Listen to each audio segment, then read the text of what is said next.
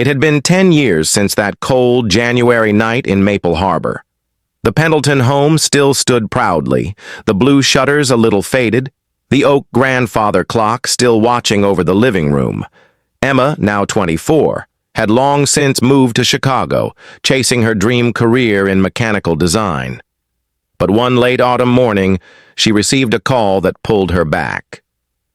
Her father's voice came through the line, warm but tinged with nostalgia. "Emma, the clock stopped." She froze. "Stopped? Completely?" "Yes," he said. "It just won't tick anymore. We tried winding it like always, but nothing. Your mother thought you'd want to be here before we take it to someone." Emma booked the first train she could find. Arriving back in Maple Harbor felt like stepping into a painting from her childhood, the maple leaves blazing orange, the air cool and crisp. As she walked into the living room, her eyes went straight to the clock. It stood tall, as elegant as ever, but silent. The pendulum hung motionless. She knelt in front of it, her hands almost trembling. For years, she'd carried its sound in her heart, that steady rhythm with its mysterious skip, and now, nothing. Her dad put a hand on her shoulder. "Maybe it's just worn out. Things do, you know." Emma shook her head. "Not this clock. Not yet." That evening, she sat alone in the living room, the house quiet except for the rustle of leaves outside. She opened the clock's glass door and peered inside.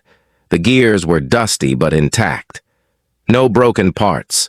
She wound the key, set the pendulum swinging, and still, it refused to tick. Frustrated, she leaned back and whispered, "You've never failed me before. Don't start now." And that's when she noticed something strange.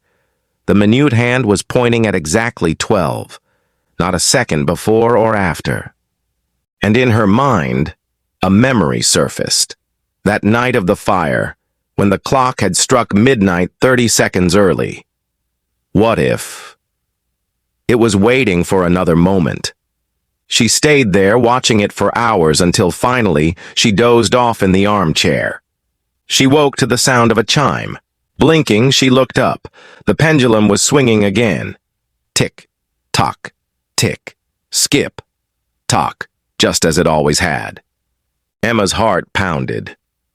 She glanced at the time, 6:47 a.m. She walked into the kitchen, and that's when she smelled it. Not smoke this time, but gas. Her father had been making coffee, unaware that the old gas line to the stove had sprung a leak overnight. A single spark could have caused an explosion. They shut it off immediately, called for repairs, and once again the fire chief came to inspect. He shook his head, half in disbelief. "You folks have some kind of guardian angel in this house." Emma didn't bother correcting him. She knew exactly what, or who, had warned them. From then on, she stopped thinking of the clock as just a family heirloom. It was a part of their history, yes, but also a living symbol of the truth she'd carried since she was 14. Sometimes the most important things don't run perfectly. They run purposefully. Emma eventually brought the clock to Chicago, setting it in the corner of her apartment. Friends would notice the skip and smile when she told the story.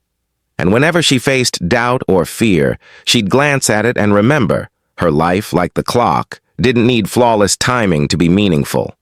It just needed heart.